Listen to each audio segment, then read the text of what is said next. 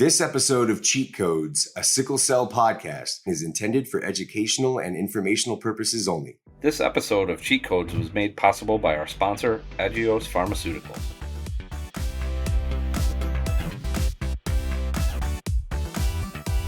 What's up, Warriors? It's another episode of Cheat Codes, a sickle cell podcast with me, Dr. Z. And me, Dr. C.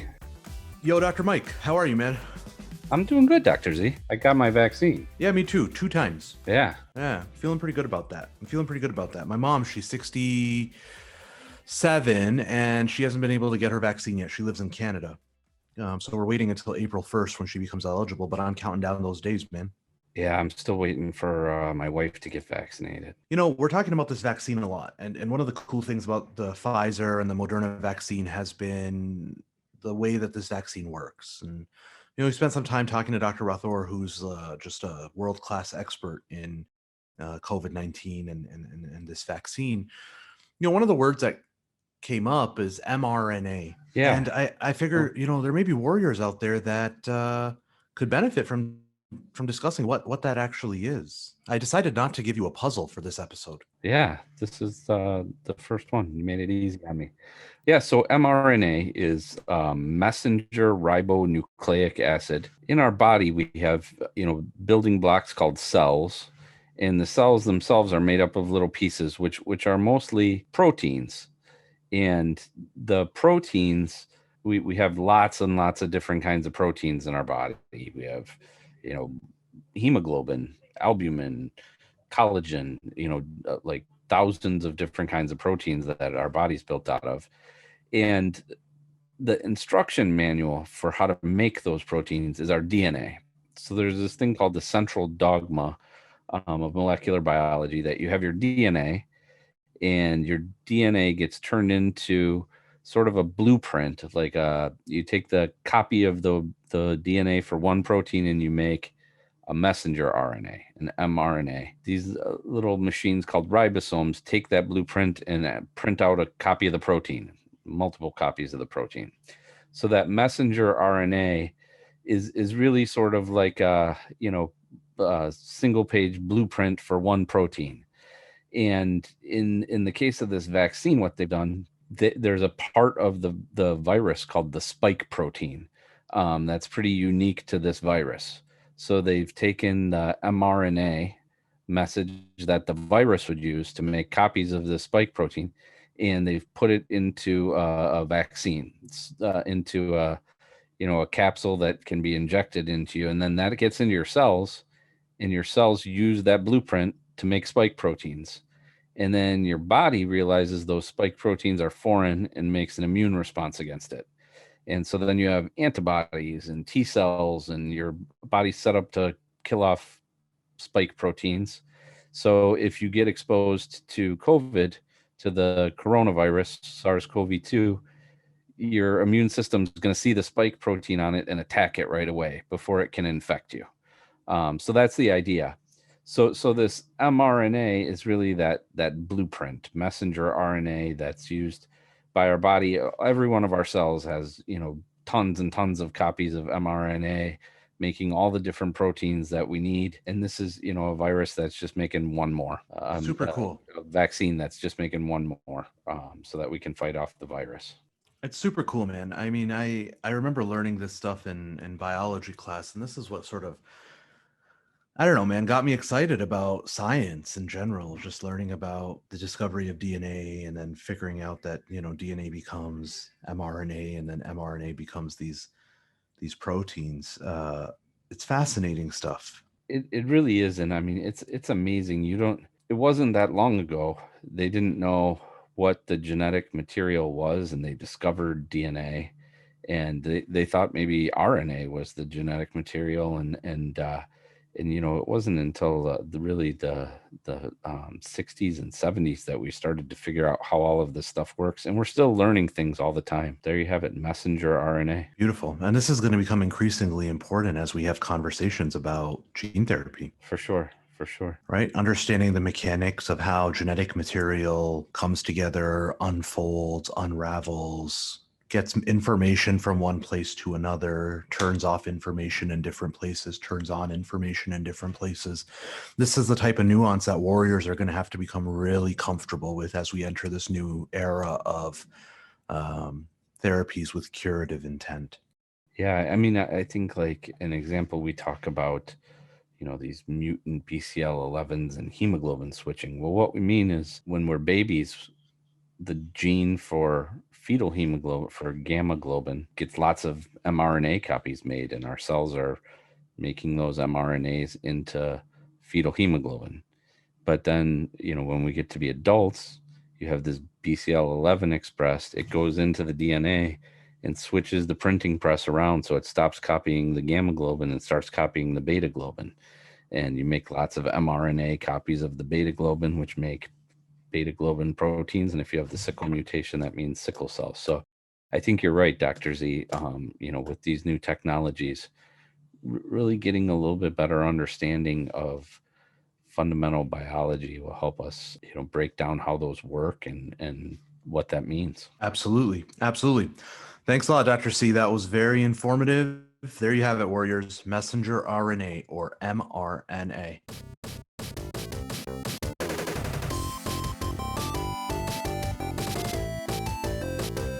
All right, Dr. C. Man, you've been busy this episode. You've been doing a lot of the talking. I feel like you've been carrying I feel like a bum a little bit. So thank you for carrying us. That's how I usually feel. So I always tell people I'm alkaline to your George Kell. In Detroit, the Tiger announcers, there was this, eloquent guy with a mild Georgia accent who did all the talking. And then there was this Hall of Fame baseball player who would just say 10 words during the whole broadcast. So I'm that guy. Oh man, I don't know what to say about that. But listen, I want to touch on something here. We obviously the vaccine's been rolling out, and I got to say, man, when I look through social media, there's a lot of excitement around sickle cell patients getting the vaccine. I mean, I see advocates and patients posting about it all the time. It's a badge of honor. They're like, I got my vaccine today, and I love that. I love that type of celebration. For sure. I think so many people are anxious to get that vaccine. Little relief, feel a little bit less pressured by this whole virus. It's a little ray of hope. It's definitely a little ray of hope. Now, one of the things that we talk about a lot is, we know about the safety of the vaccine.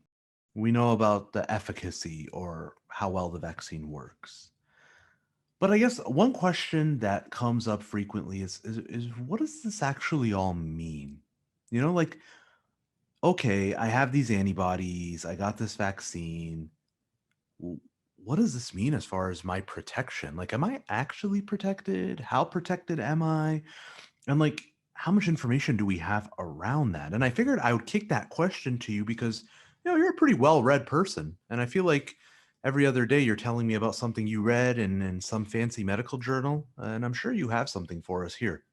Yeah, absolutely. So, I think more than anything I've ever seen, there's been research into COVID-19. I mean, just from the very beginning, there were a lot of articles, and now it's just snowballing, and especially around these vaccines. And there are, several vaccines, and they did big studies. I mean, these were studies with, 10, 20,000 people getting the vaccine and another 10, 20,000 people getting placebos to compare them to, so that, they give us numbers around safety, so they can look at, what side effects are people having in the placebo group where they really, shouldn't have side effects, but things happen. So you're going to have headaches, you're going to have diarrhea, even some bad things might happen. And is that different in the vaccine group? So that's a great way to do it, these randomized controlled trials. And I think from those we saw, 90+% efficacy. So that means, the number of people getting hospitalized with COVID or getting very sick with COVID in the placebo group was 20 times higher than it was in the vaccine group. But as with anything, what happens in a clinical trial, may be different than what happens in real life, where it's not, things aren't being done the same way they're being done in the clinical trial. It's a bigger population. And That so I real came world across, experience, right? yeah, yeah. And I think that's so important. And for some medications, like we did our best of ASH, and we talked about some real world data with Oxbryta last week. And for so many of these things, it takes years for that kind of stuff to come out. But I came across this paper this week in the New England Journal of Medicine, and it was from Israel. And in Israel, there are 4 sort of big care organizations, and they cover the healthcare of huge chunks of the population. So one of these care organizations covers millions of people, and everything is captured in their data set because they're covering everything. They get all of the hospital records, all of the medications and things. So they took advantage of that to study what's happening with the COVID vaccine. And they've done a great job with COVID vaccination in Israel. So I think they have, if not the highest, among the highest rate of vaccination in the whole world. So in this study, what they were able to do was look at people who got vaccinated between December 20th, which was around when they started vaccinating people in Israel, and February 1st of 2021. So, I mean, this is really hot off the press data from like 5 weeks ago.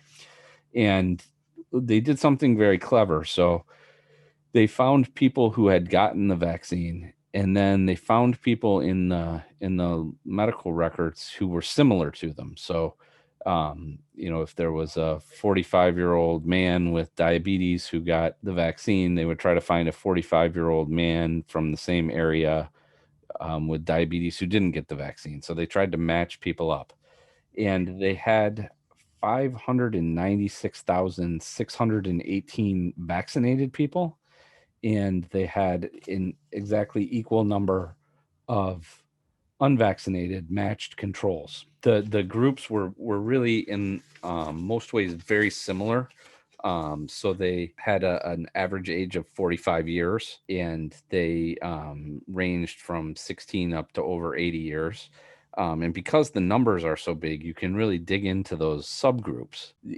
Because it was Israel, the sort of ethnic racial distribution is mostly Jewish people, and they called them general Jewish people or Orthodox Jewish people, but they also had some people of Arab descent. They had exactly 50% men, exactly 50% women. They also broke it down by risk factors, people who had things like asthma, heart disease, that obesity, that might be additional risk factors for having problems with COVID. And they counted them. So you could have 0 risk factors, 1, 2, 3, 4 risk factors. And those were similar between the group that got the vaccine and the matched controls that they got. They also looked at how many flu shots these people had gotten in the past 5 years. So, between 0 and 5 flu shots in the last 5 years. And then they broke it down by some of these, other diseases that the people had. So 2% of the people in the study had cancer, 7% had chronic kidney disease. And I was really excited to see sickle cell disease on that list. How many? They had 98 people in the unvaccinated group had sickle cell disease, and 109 in the vaccinated group. So interesting. So, I mean, in a lot of things we do in sickle cell, a study with 200 patients in 2 different arms would be pretty good sized study for sickle cell. And then what they looked at in these 2 groups were a few things. They wanted to see how well the vaccine was working 2 to 3 weeks after you got it, and how well it was working a week after you got the second dose. And they looked at that in terms of how many people got infections of any kind, how many people got symptomatic infections that required hospitalization, severe disease, and death. As you might expect, the vaccine protected against all of those things. What was a little surprising is even, 14 to 21 days after the first dose, you're not fully vaccinated, you haven't gotten your second dose yet. Already there was quite a bit of protection. So for documented infection, you had a 46% reduction. Now, 7 days after the second vaccine, you had a 92% reduction. So it definitely was better, to get the second vaccine and be a little further out. But already at 2 weeks after your first vaccine, you had a lot of protection. For symptomatic infections, it was 57% at 2 weeks, and 94% at 7 days after the second vaccine. Hospitalization was prevented 74% of the time with just the first 2 weeks, just the one dose, and 87% I mean, that's for both. fantastic. Severe disease, 62% after just 2 weeks, 92% after both. And for death, 72% of deaths prevented by the 2 weeks. Really effective prevention of bad outcomes. Can we take our masks off? Right. This may be giving us some hope here. When you get to be a week after your second vaccine, probably greater than 90% reduction, even in asymptomatic infections. And there have been other studies that have shown after vaccination, even when you get infected, you may have a lower viral load. So this isn't proving that you can't spread it yet, but it's given us some inclination that we're probably going to get there. So I think a lot of great data out of this, really amazing study. There are not very many studies that, pop up 3 months into something with 1.2 million people in 2 groups. I know you have to buy into it. But I think this kind of data really helps. I mean, in this study, half of the patients were vaccinated, the other half weren't. So if you're in that hesitant group, I mean, you can see, and I think this gets to the point. It's not that these vaccines are going to have no side effects. Certainly, they're like everything else. They're going to have some side effects. But if you're reducing death by 95%, minor side effects or rare side effects are, well worth that. You're better off. And as a population, if we can all get vaccinated, it was like Dr. Rathore's story with the smallpox, we can really move past this. That's right. That's right. Well, man, from your mouth to God's ears, man. Let's hope for the best, and let's keep pushing forward.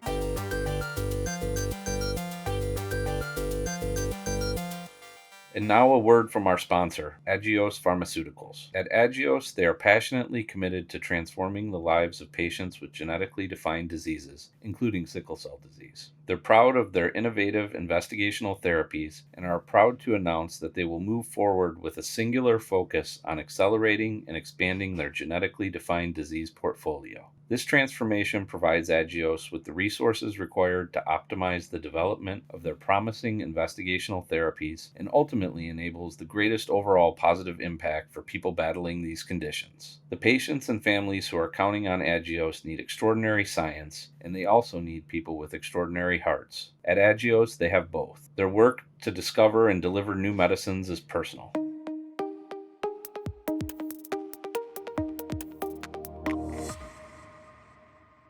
Dr. C, we have had a really nice stretch of guests over the last several episodes, almost 30 episodes we've had here on Cheat Codes. And we've been talking to sickle cell advocates. We've been talking to sickle cell physicians, hematologists mostly. Today, we're stepping out of our zone here. Yeah, I like it. Yeah, today we've invited an expert an expert on something that is really important to the sickle cell disease community right now. So today we're going to be talking to Dr. Mobeen Rathore, who's professor and associate chair of the Department of Pediatrics at the University of Florida. He's co-chair of the Infection Prevention and Control Committee at the Baptist Health System, and he's the hospital epidemiologist and chief of pediatric infectious disease and immunology at Wolfson Children's Hospital. There is a huge list of accomplishments here that I can expound on and talk for a long time about Dr. Rathore, but I really want to just get his voice on now. I want to jump into this conversation with this expert, and our topic today is going to be talking about the COVID-19 vaccine. Welcome, Dr. Rathore. We are so pleased to have you on. Well, thank you much. It's certainly a pleasure to be here to be talking about such an important topic that has affected all of our lives. Nobody has been spared from this a pandemic. So I'm delighted to be here. I know you guys in Pediatric ID have gotten the brunt of this. You got infection control and changing rules all the time, and questions from everybody in the community about COVID-19 and vaccines. And so really thanks for taking time out today to meet with us. My pleasure. So, we take care, obviously, of sickle cell patients as pediatric hematologists, and we recently published our data from a cohort of 4 major metropolitan areas: New York, Boston, Chicago, Detroit. And, we found a mortality rate I should say a case fatality rate in sickle cell patients to be like almost 11% in that cohort, which of course is particularly high. So when we talk about COVID-19 sickle cell disease patients, we talk about it very cautiously. Our patients are appropriately very worried about COVID-19, but we get a lot of questions about the COVID-19 vaccine. And before we dive into that, Dr.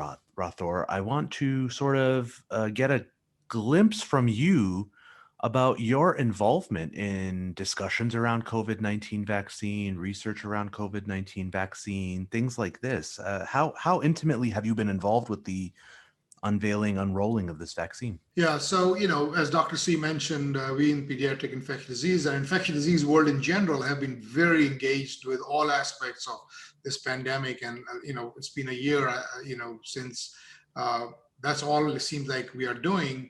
And more recently, it's about the vaccine. And we are so delighted that there is finally some huge lights at the end of this proverbial tunnel that we can actually hope for a back to normal life. So the vaccines, we are part of the COVID vaccine prevention network. We are participating in trials for the vaccine in the pediatric trials also now. And so I think we are engaged in that aspect of the vaccine, but also I'm very engaged in my community for community education of not only the medical community, which I've given lots of lectures and grand rounds, but also in the general population where I'm out there in the town hall meetings, in meetings of special interest groups, if you will, faith leaders, minority group, BIPOC groups, all sorts of various groups. My special interest and focus has been trying to get to the underserved community, peoples of color. My daytime job is to run the HIV program for University of Florida. So I'm very engaged in the community, and I think we are still working at it. Our job is not done on that aspect of it, and also try to talk to many of the folks who are vaccine hesitant. Yeah, no, absolutely. And that's interesting that you bring that up. I mean, of course, when we talk about racial health disparities, there's a lot of parallels that you can draw from HIV patients to sickle cell patients. I mean, these are patients that have been largely ignored and suffer from a tremendous biopsychosocial burden of disease and stigma. Yeah, absolutely. Absolutely. And I think it's not just that there's inequities and disparities in healthcare. I mean, that's been going on forever that I remember. And I think this pandemic has just shown this ugly head of these disparities and inequities in a much worse manner than ever before. But I think we have a responsibility to make sure that, for all the inequities and disparities, but especially for when it comes to this pandemic vaccine, we need to get the vaccine to the populations that are most at risk. And your sickle cell patients are part of that population, which is at high risk. We know that they have a high risk for infection, high risk of severe illness, high risk of hospitalization, high risk of MIS-C disease, if you will. So, these are patients who we have a responsibility towards to make sure we do everything to educate and to make sure that they have easy. And I think that's the critical thing. Just opening up a vaccine clinic is not going to work. We want to make sure it's easy access to that. So should we jump into some of the myths that maybe keep our patients from getting vaccines? Sure, I think that's a perfect segue into that. All right. So how about people say this vaccine's not safe? They rushed it. It was developed and tested too quickly. So it's interesting, I always tell people there's no such thing as guaranteed 100% safety, You get into your car and drive to work, there's no guarantee well, some crazy guy is not going to hit you from the back, the front, or the side. You take that risk, okay? But you make it things safer.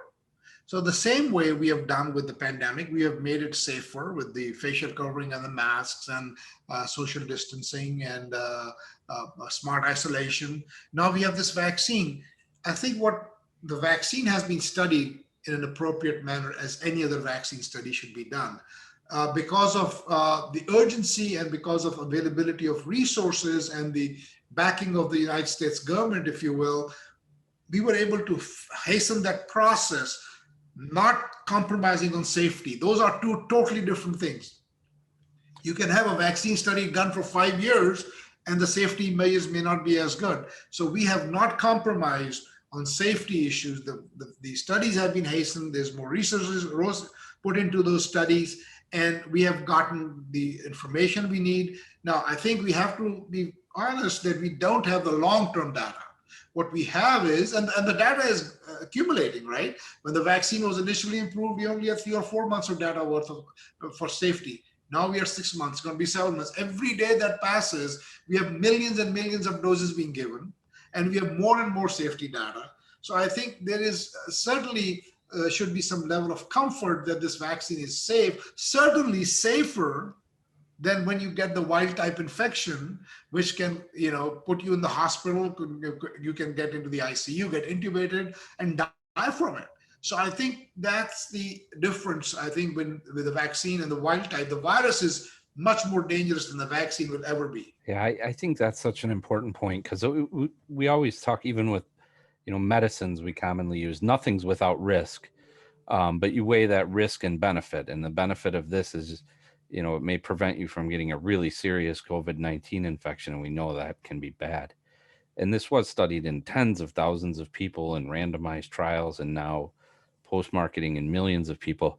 In general, I'm not very sophisticated about this, but in general, side effects from vaccines are usually in the short term. Is that true?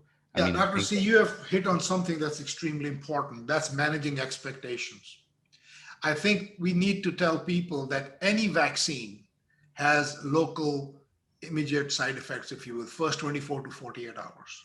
I think that's the part we need to, you're pediatricians. You remember when one of the vaccines came, which was a multivalent vaccine and was given to infants, and many of those infants got fever.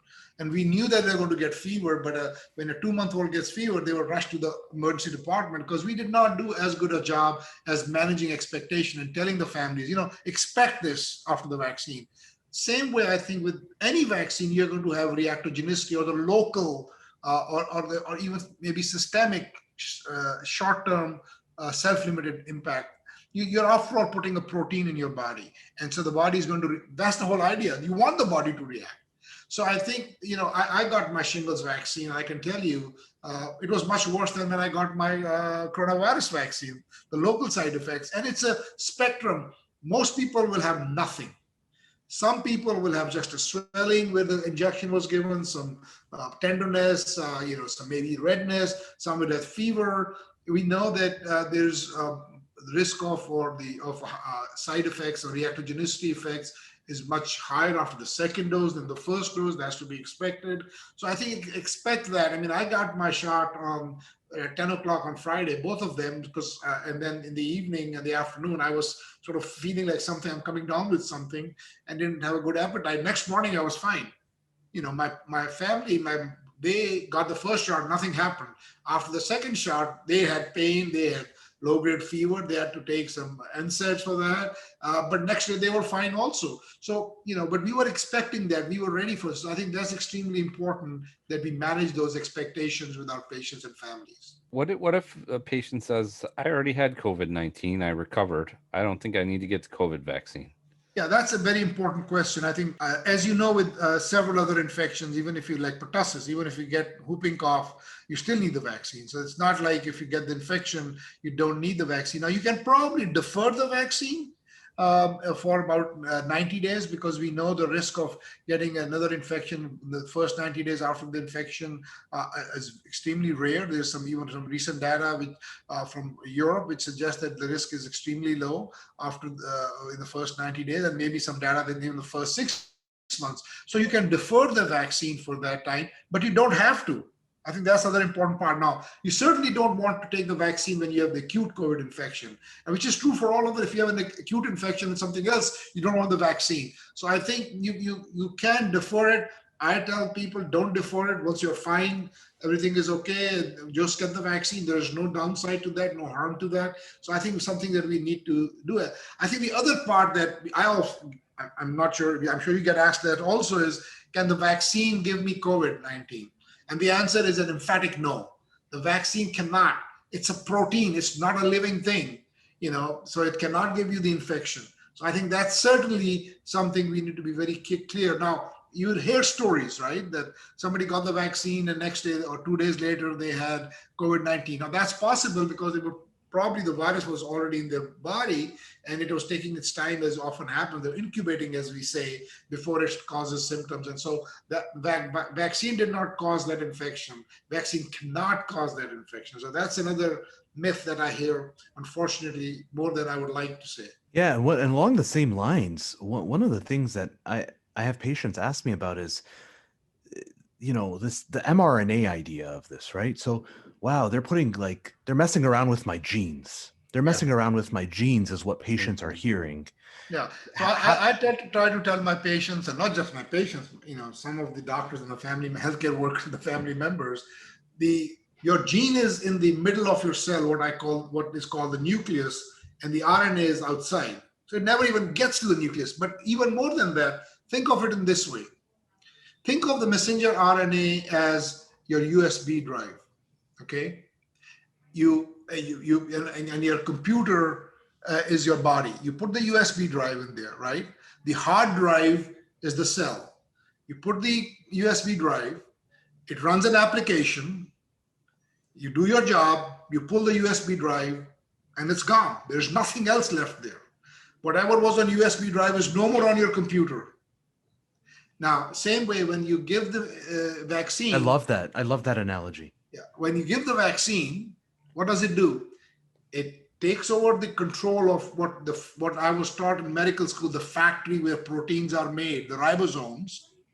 It goes in there, it tells the messenger RNA, the RNA in there, which produces proteins, hey buddy, you need to produce proteins that I want you to produce. And these are the proteins that are going to protect the host from getting the infection. It does that, and then it's gone. The outside cholesterol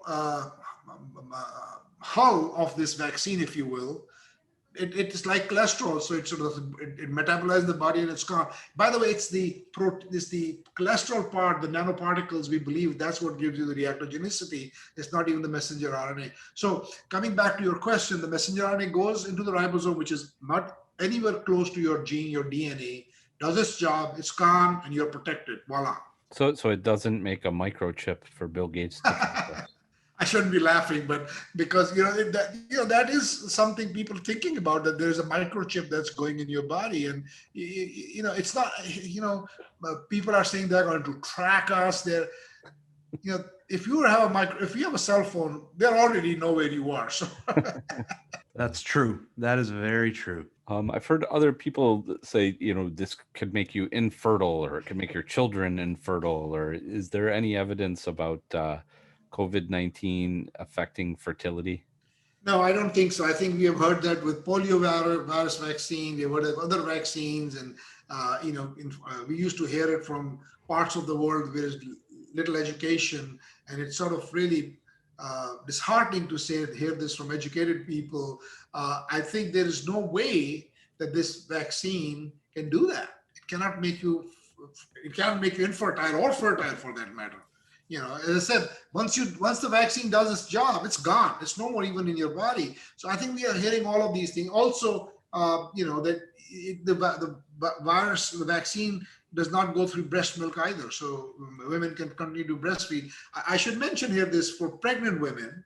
In the studies, the pregnant women were excluded, but there were some women who got pregnant, very few, while they were on the study, as happens in all studies. And so far we know they were fine, but there have been thousands of women now who are pregnant, have been given the vaccine. And so far, the best of my knowledge, there are no side effects to the fetus or the pregnancy. So I think at this point in time, we can say that the vaccine is safe and obviously it's effective. Going back, we were talking about, hurrying this process. Vaccines are one of those products that has a higher benchmark for safety than any other product. Was this we are giving to healthy people? That has always been the case. We have enrolled thousands of people, 40,000 people in this studies that led to the registration. Most other antibiotic studies and other drug studies do not have that many people. So the burden of proof is much higher with the vaccine. It's always been like that. And as it should be, because again, we are giving something to healthy people. What about for people who have allergies, like to eggs, or are there people who shouldn't get the vaccine? Yeah, so the egg allergies, I think the AAAI has come up with this recommendation of if you have an history of anaphylactic shock with products, I think that you have to really consult with your allergist, and that's a higher degree of care. But if you have allergies, there's really no reason that unless you have allergy to the vaccine or the products in the vaccine, there is no reason that you can't get the vaccine. I think, anything can cause a reaction. Even acetaminophen you take can have an allergic reaction. That can happen with any product. So I think, but in general, this is not something that is any more allergenic than any of the other products. And should we say the other thing I think is this issue about syncope, unfortunate issue of when there was this woman, this nurse who collapsed. She had history of syncopal attacks. We know this is also not new. People forget. We know that after HPV vaccine, you can have syncopal attacks. And the recommendation is after getting the HPV vaccine, you should wait in the doctor's office. You shouldn't go out. We know that's happened. So those things are nothing new. There has been no deaths because of syncopal attacks or any of those things. How about if I get my COVID vaccine, I can take my mask off? Yeah, so I think that's also one of those myths. What we know from the studies, and I think we have to go by science, what we know, what science tells us, what evidence tells us. What we know is that the COVID vaccines that are currently in use prevent serious illness, prevent hospitalization, prevent going to the ICU, prevents you from getting intubated, and prevents you from dying. We don't know if they prevent infection. Now, that doesn't mean they don't. All we know is we have not studied that. Those studies are ongoing and we'll have that information. And that concept of infection and disease is important. You can get an infection without disease. People get TB infection, they don't have disease.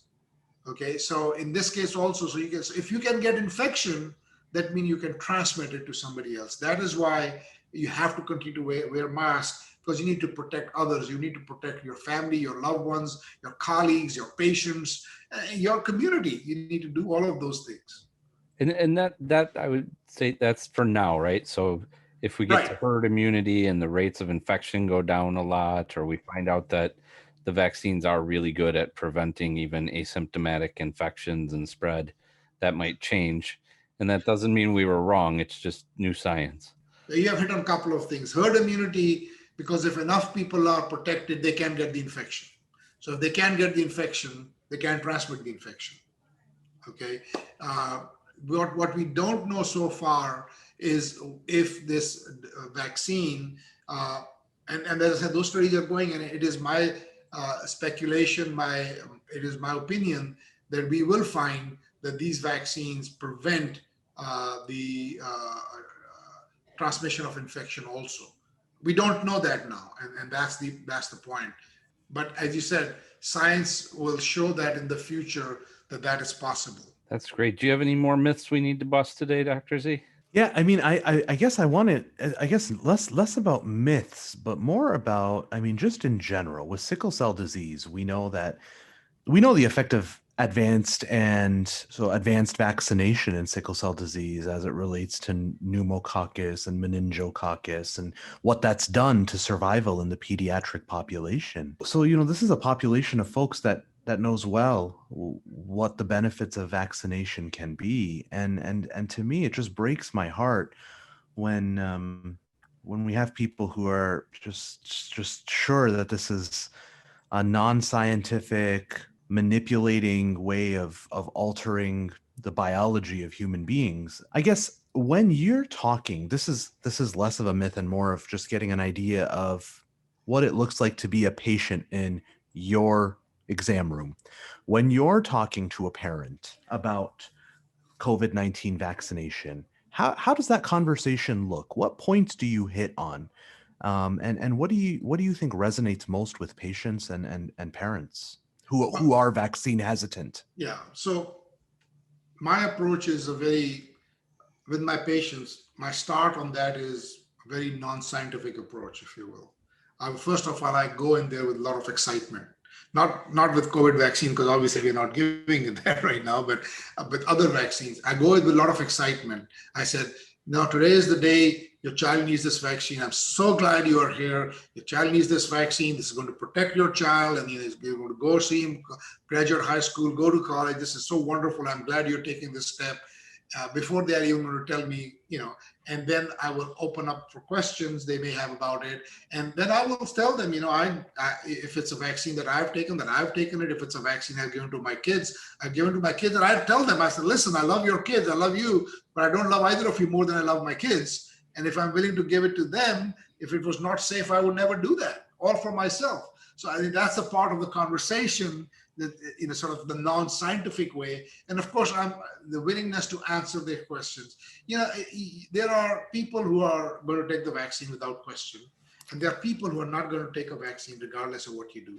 It's the middle group that we need to work. And most of them are looking, for pediatricians or other physicians. We are the most trusted group. Many surveys and research has shown that patients listen to their physician. But there are always patients who have made up their mind, and I tell you, in my own experience, changing their mind is really difficult. Those who have, because every time you give them more evidence, you will get evidence saying that no, this is what I know, this is what I have. Right. That's okay. There are a certain number of families who are going to be hesitant and would not want the vaccine. So I think that's important to, but I think we need to be open to discussion with our families and our children. I mean, there are children, we have a situation where children want the vaccine, regardless of what the parents, especially the adolescent, HPV vaccine is a classic example. But Dr. Z, you mentioned something that I think I want to make sure that, the changes it has made in the life of children. I think both of you are too young to remember how many case of H flu meningitis we used to have on the floor. This was something common. Now we don't even see that. I mean, the last time I saw a case of H flu meningitis was December of 2016 and January of 2017. Two kids whose families had decided not to vaccinate them, and we don't see that infection, thank God, anymore. So I think that's another thing that we need to be reminded of. Now, also, I think we also have to be honest with the sickle cell patients that you deal with mostly, and HIV patients I deal with. We don't have a lot of data in those groups of patients. Now, what we don't have is the safety data, but there is no reason to believe it will be any less safe, right? A lot of these patients were excluded. There's no reason to believe it will be any less safe. That's one thing.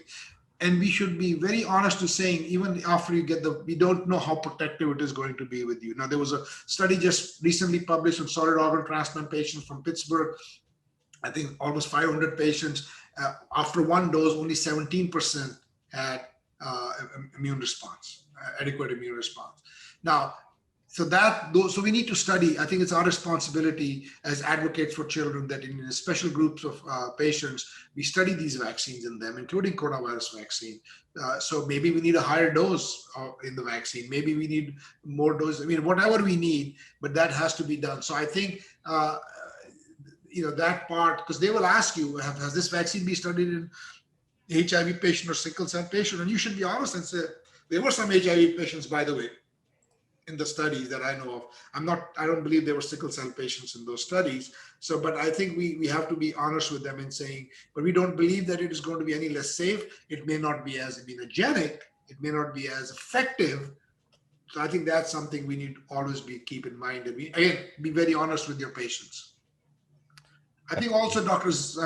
C, you had mentioned about herd immunity, and I think in order to get to herd immunity, we have to immunize children.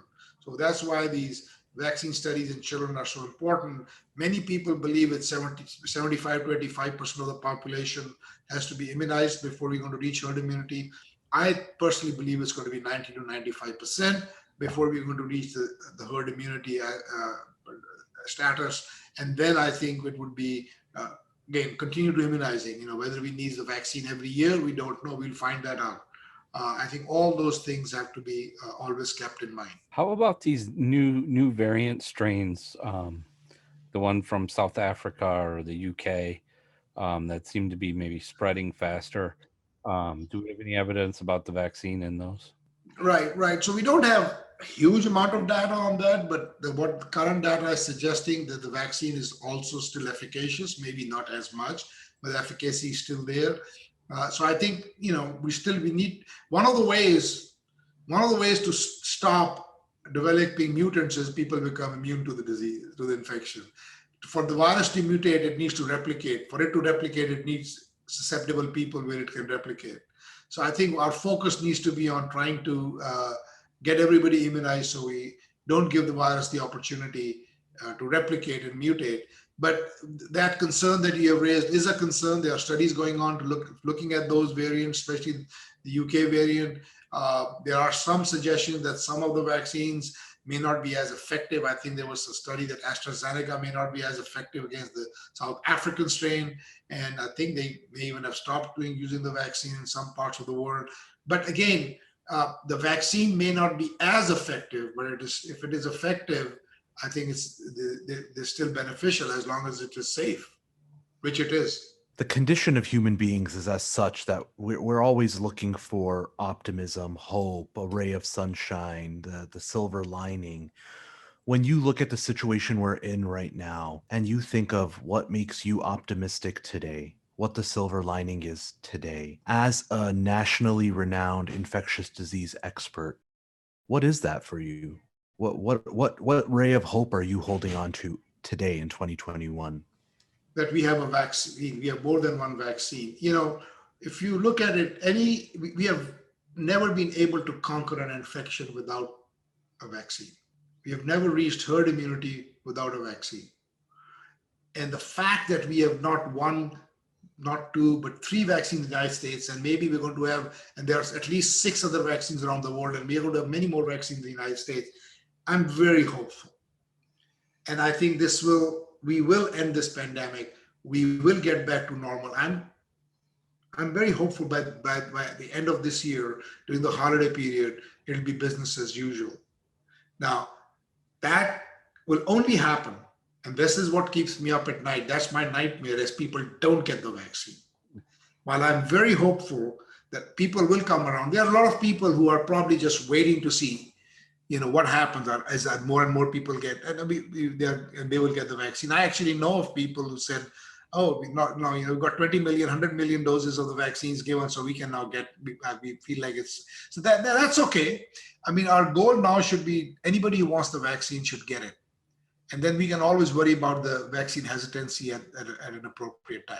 Are there things that we can do to make the vaccine work better, or even to make our immune system work better in the absence of the vaccine against COVID?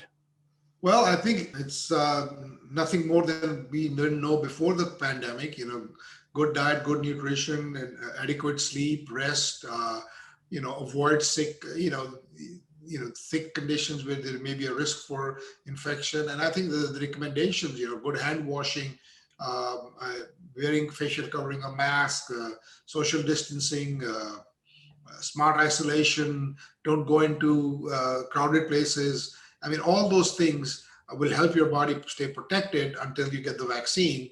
And then hopefully by the time everybody gets the vaccine, our immune system would be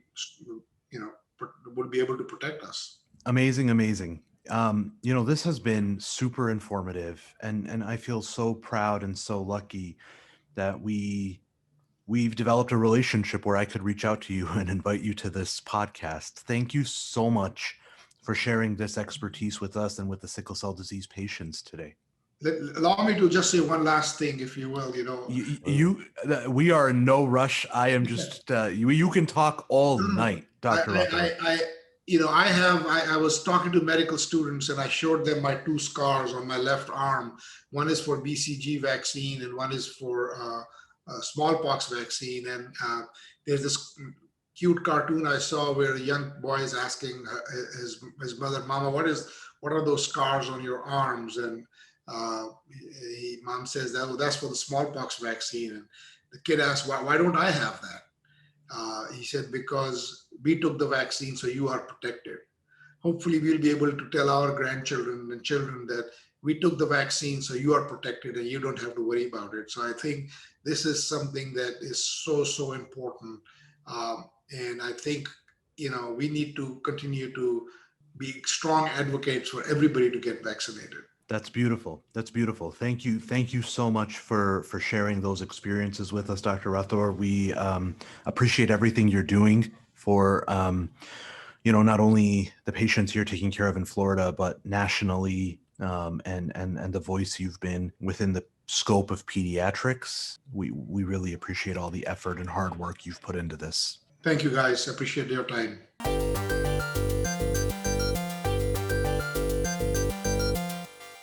Thank you to our supporting partner, Agios, for bringing us this segment. Agios, where science meets heart.